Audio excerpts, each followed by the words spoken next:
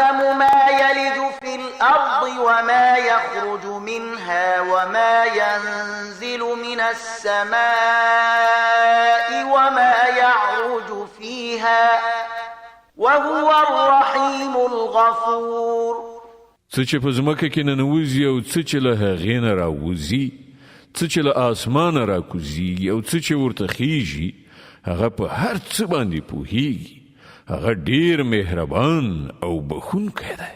وقال الذين كفروا لا تأتينا الساعة قل بلى وربي لتأتينكم عالم الغيب لا يعزب عنه مثقال ذرة في السماوات ولا في الأرض ولا أصغر من ذلك ولا أكبر إلا في كتاب مبين ليجزي الذين آمنوا وعملوا الصالحات أولئك لهم مغفرة ورزق كريم.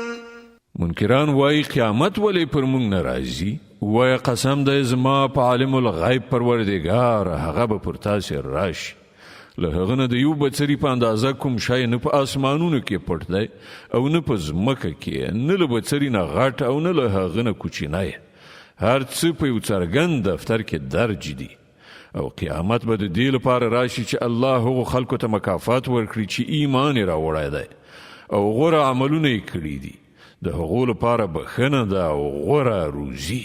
والذين سعوا في آياتنا معاجزين أولئك لهم عذاب من رجز أليم.